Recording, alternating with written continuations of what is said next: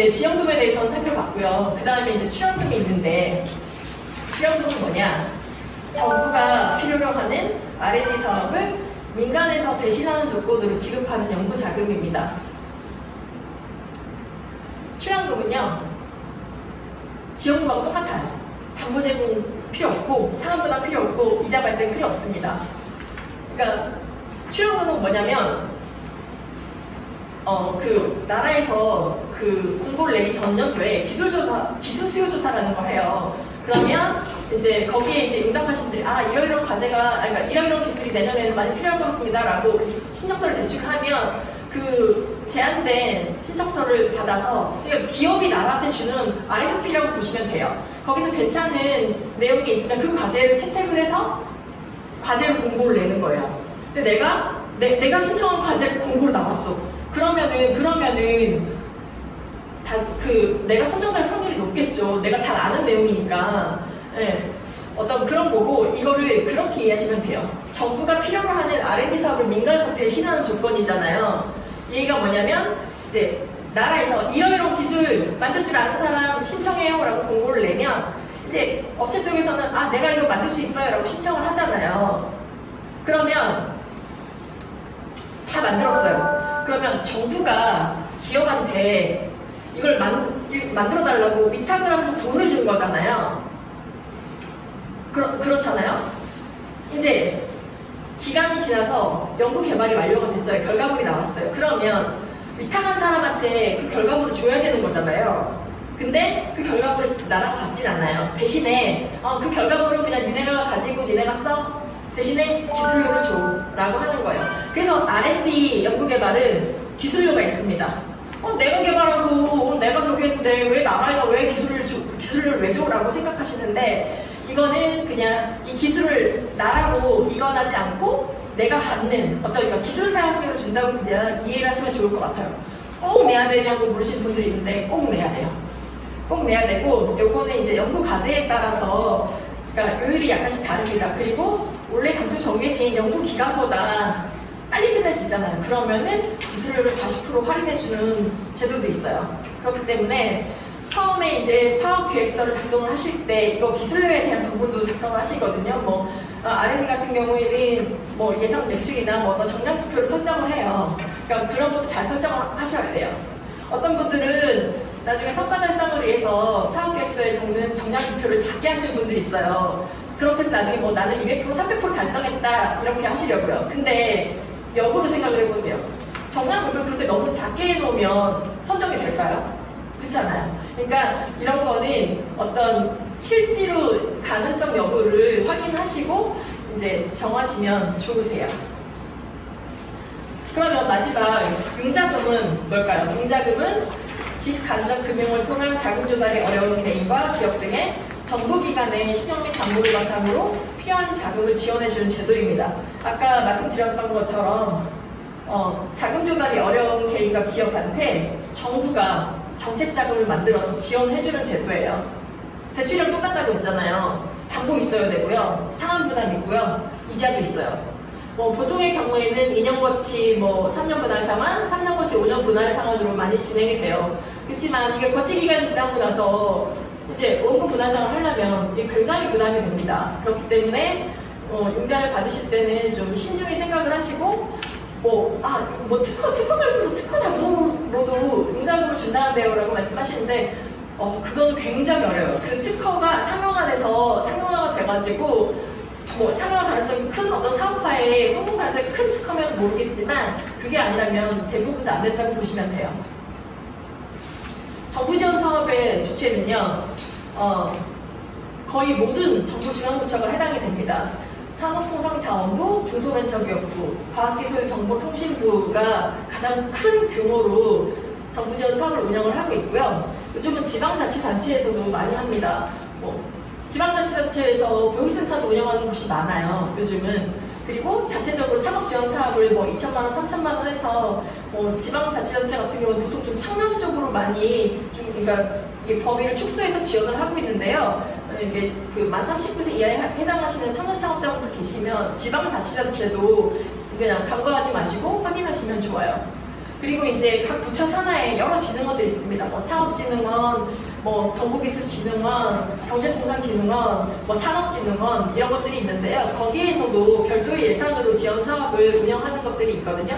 지원 금액은 뭐 1억까지 되지는 않지만 그런 기관들이 주체가 돼서 운영을 하고 있습니다. 그리고 이러한 이제 각 부처 산하 진흥원들도 아까 말씀드렸던 창업진흥원의 그 위탁 사업을 수행을 하기도 해요.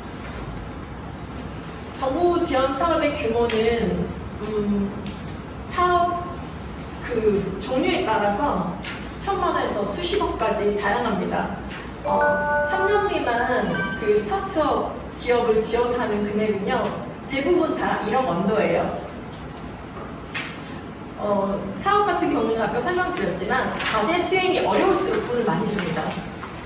이게 보시면 여기가 난이도가 제일 낮다고 보시면 돼요. 과제를 수행하는데 위로 갈수록 금액이 많아지고요. 난이도도 위로 갈수록 높아져요. 그러니까 창업진흥원 같은 경우는 주로 이제 기업들 창업 지원 사업을 해주고 뭐 과학기술통신부 같은 경우는 뭐 바이오에스나 뭐 이런 것들 있잖아요. 그런 연구개발 많이 하기 때문에 어떤 사업의 난이도에 따라서 돈의 금액이 달라진다라고 이해를 하시면 좋을 것 같아요. 자, 그러면 이 부분에 있어서도 이제 대표님들이 많이 갸우뚱하시는데요. 정부 지원금을 받잖아요. 그리고 R&D 수행을 하시잖아요. 그러면 자기 부담금이 있어요. 이게 현금도 내야 되고요. 현물도 내야 돼요. 근데 단 하나, 예비 창업자 같은 경우는 아직 사업 수행을 안 했기 때문에 수익이 없잖아요. 그래서 현금은 받지 않아요. 예비 창업자는 대신에 현물 부담금을 비율을 더 늘려서 받아요. 현금을 완납하셔야지만 협약이 체결이 돼요. 보통은 선정 결과를 발표하고 2, 3주 내에 협약이 완료가 되거든요. 그러면 예를 들어서 만약에 7천만 원을 바쳤다라고 하면은 1,000만 원을 현금으로 납부를 해야 되는 거예요. 일시금 분할상환 안 됩니다. 분할 그 송금 안 됩니다. 입금 안 됩니다.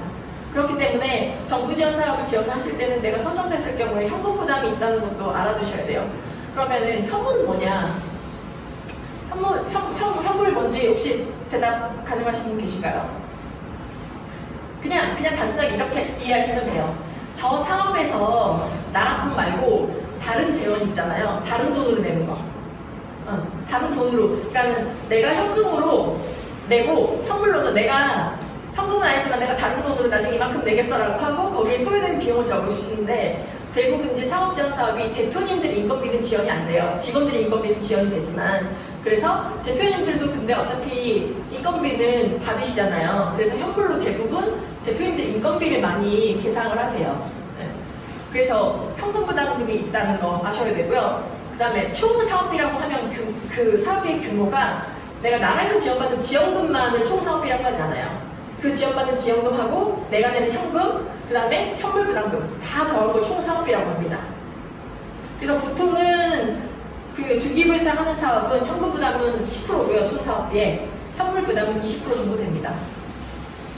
뭐 그 R&D 같은 경우에는 현금 부담이 있는 게 있고 없는 게 있고 그래요. 그러니까 현물 부담을 더 늘려가지고 할 수도 있는 게 있고 그렇기 때문에 뭐 요거는 각각의 좀 사업마다 차이는 있는 것 같아요. 그리고 기술료는 지원금은 없고 R&D는 있습니다. 중복성 검토는요 해요. 예전에 시스템이 일어나기 전에는 사실 힘들었어요. 어떤 사례가 있었냐면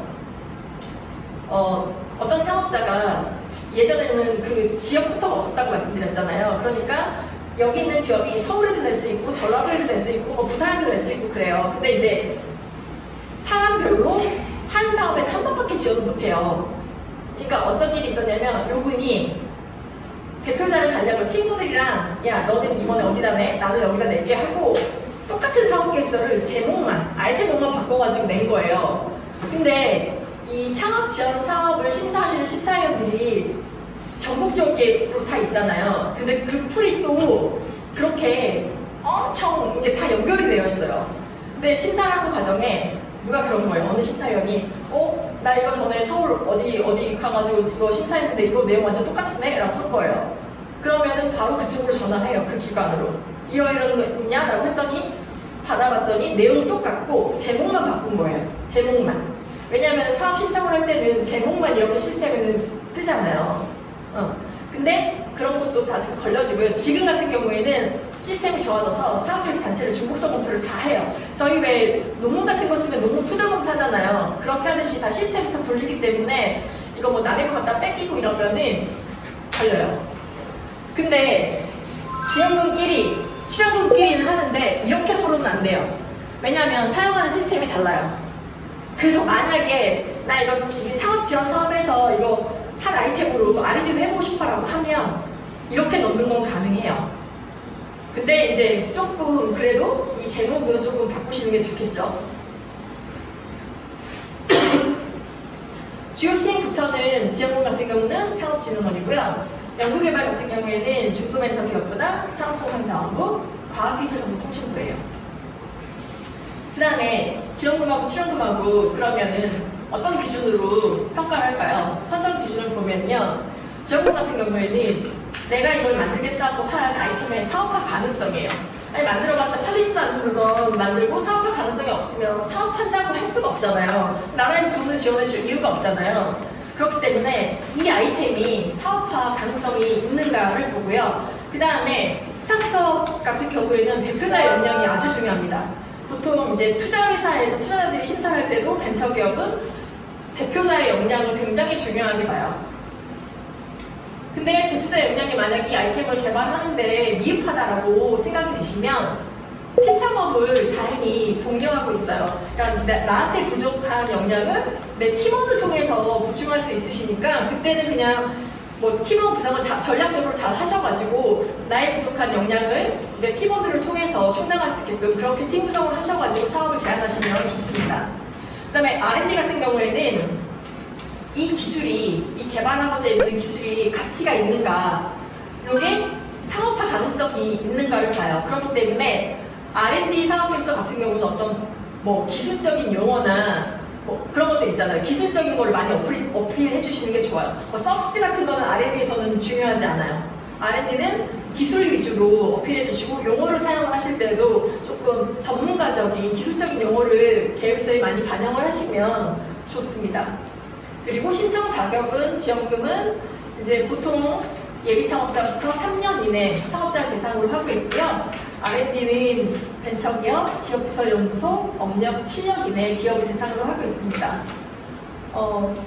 정량평가, 그러니까 결과 나중에 이 결과를 평가를 할 때 사업의 성공 실패 여부를 확인을 해요. 그 성공 실패 여부는 뭘로 확인을 하냐면 내가 처음에 사업계획서를 제출할 때 나 이거 아이템 만들겠어, 나 이거 과제 하겠어 라는 거 있잖아요. 그거에 대한 아웃풋을 보고 아웃풋이 나오면 성공했다, 실패했다 라고 말을 해요. 정상적으로 작동을 하는지 여부도 확인한다고 아까 말씀드렸죠. 그렇고 정량평가라는 게 있는데 저게 뭐냐면 지원금 같은 경우에는 그러니까 보통의 경우에는 자기가 지원받은 금액 있잖아요. 지원받은 금액 이상의 매출을 발생을 한다거나 뭐 신규 고용을 한다거나 하면 대부분은 우수 등급이 돼요. 그러니까 저 정량평가를 해서 사업 성공 여부하고 별개로 최우수, 우수, 보통, 미흡이라는 등급이 매겨져요. 평가 등급이. 그러면 이 평가 등급은 어디다 써먹냐? 나중에 이제 사업이 종료되고요. 이런 아까 설명드렸던 창업성장 기술개발 사업 같은 거 있잖아요. 이렇게 그러니까 전체적으로 공고를 할 때 있고 좀 참여 대상을 제한해서 내는 경우가 있어요. 예를 들어서 뭐 패키지 사업에 우수 졸업자, 졸업기업만 지원 가능한 거 이런 것들이 있어요. 내지는 가점 사항으로 주기도 하거든요. 그렇기 때문에 이양 사업 진행을 하실 경우에는 나 이거 선정됐어, 나 이거 지원금 받았어로 만족하지 마시고 어떤 좀 성과 창출을 좀 기여를 하셔가지고 이 평가 등급을 좋게 받으시면 이후에 연계 사업을 받으실 때 도움이 되세요. K-스타트업하고 RCMS에서 이제 사업비는 저 사이트를 통해서 운영이 됩니다. 말씀드렸듯이 대표님들 가상계좌에 돈이 들어있고 껌바이건으로 진행이 돼요. 아마 사업 종료 때까지 대표님들은 내가 이 받은 돈을 만져보지도 구경하지도 못하고 사업 종료가 됩니다. 그리고 사업 협약 종료가 되는데 돈이 남았어요. 이거 그냥 반납이에요. 대표님들한테 드리지 않습니다. 그리고 사업비를 쓸 때는 국비보다 대표님들이 내신 현금 있잖아요. 그거를 우선 지출해요. 네. 그 이유는 아시죠? 왜냐면은 그냥 속된 말로 먹튀라고 하는데 그거를 방지하기 위해서 좀 현금 대표님들이 납부하신 현금을 먼저 지출하시니까 처음에 이제 사업 선정되시면 이게 지출 계획부터 먼저 세우셔가지고 진행하시는 게 좋아요. 그러니까 기관에 따라서는 한 건 지출되는데 뭐 3주 걸리는 데도 있어요. 예를 들어서 나 이거 급해 죽겠는데 나 이거 재료 사야 되는데 맨날 업체에 돈 달라고 난리인데 돈이 안 나가요. 그런 데 있거든요. 그러니까 좀 미리미리 하셔가지고 그리고 되도록이면 금액을 잘게 청구하시는 것보다는 건바이 건으로 승인을 받고 지출이 된다고 안내드렸잖아요. 금액을 크게 묶으시는 게 좋아요. 그렇게 해서 청구하시는 게. 지원금, 요것만 기억해 두시면 좋을 것 같아요.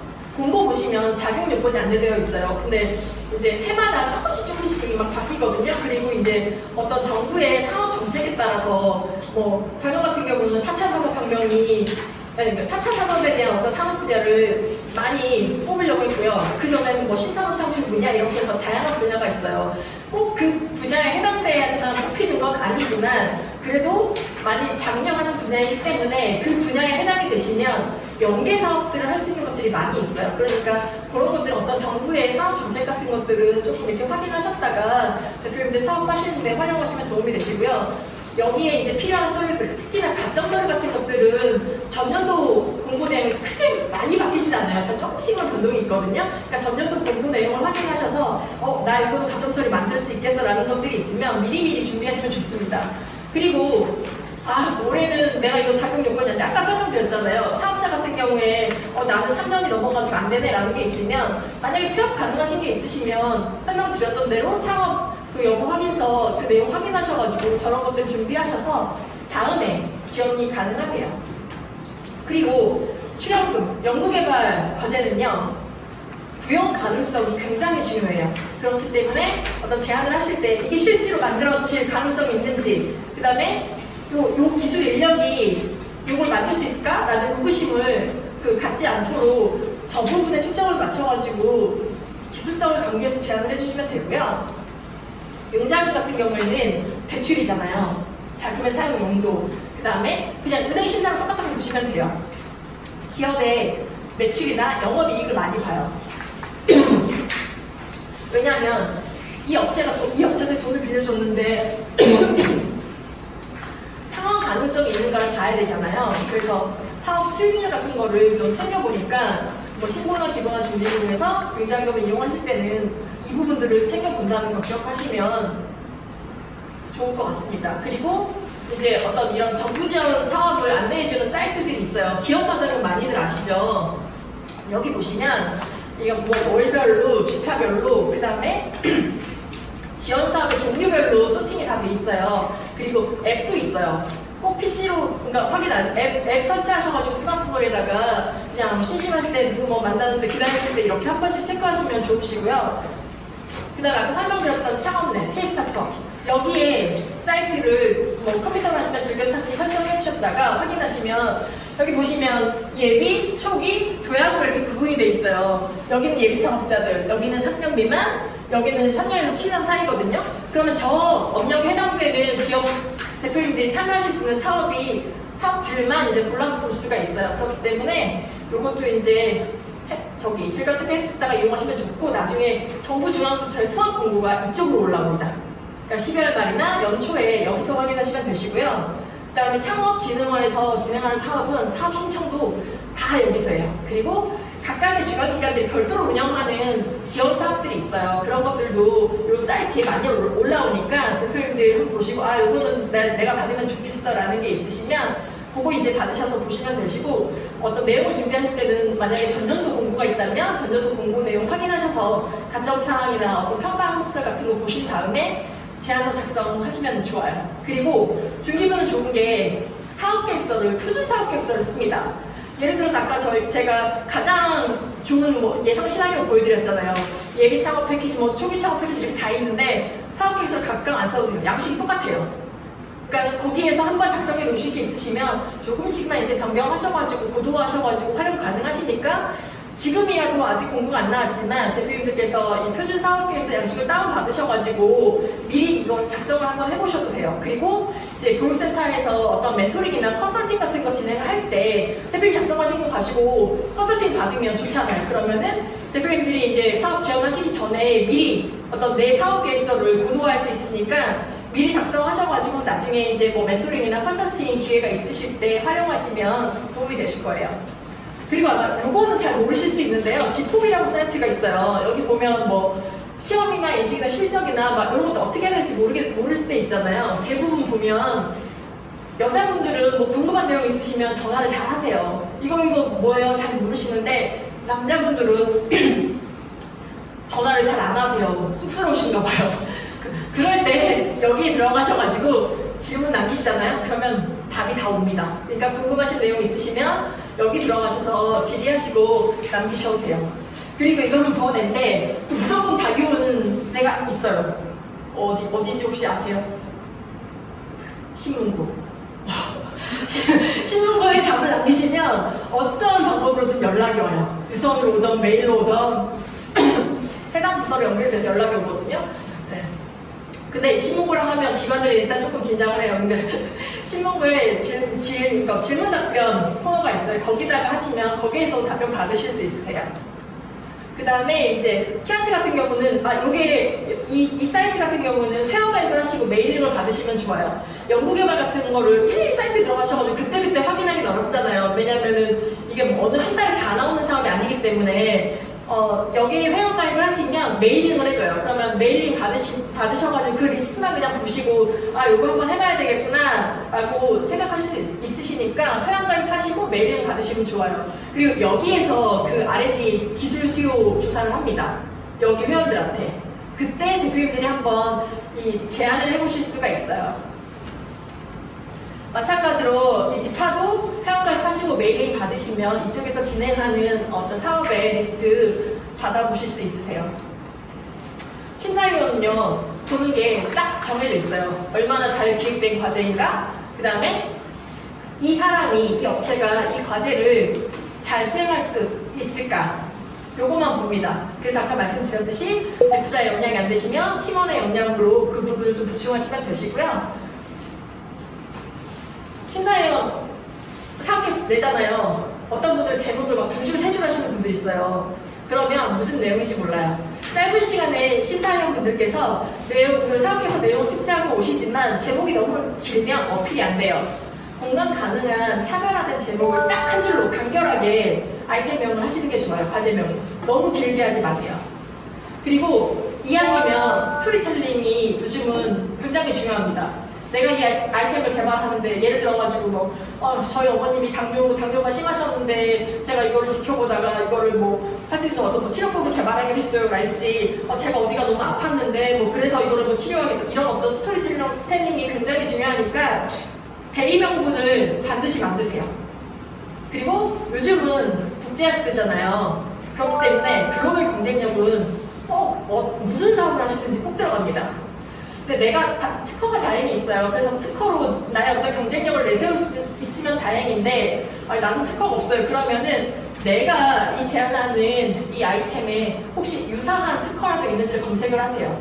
왜냐하면 평가를 들어갔는데 이렇게 다 했는데 어느 심사위원분이 갑자기 나 저거 어디서 본 것 같아. 나 저거 어디서 봤는데? 라고 하면 당황하세요. 대표자분들이. 왜냐면 요즘은 심사위원분들이 다 평가를 하실 때 스마트폰이나 노트북을 가지고 계시기 때문에 그 자리에서 바로 검색을 하세요. 그리고 질문을 하세요. 그렇기 때문에 차라리 미리 대표님들이 사전조사를 하시고 평가를 할 때 미리 먼저 얘기를 하세요. 얘네는 이런 게 있지만 우리는 얘네들보다 이러이러한 차별화된 장점을 가지고 있습니다 라고 먼저 어필을 하시면 좋을 것 같고요. 그 다음에 어떤 시장의 사이즈는 그냥 무조건 크게 한다고 좋지 않아요.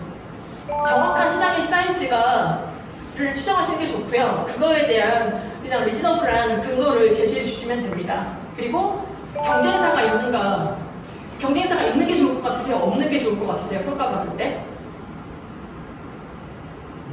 있는 게 좋죠. 네, 맞아요. 있는 게 좋아요. 왜냐하면 경쟁사가 없으면 시장성이 없다고 봐요.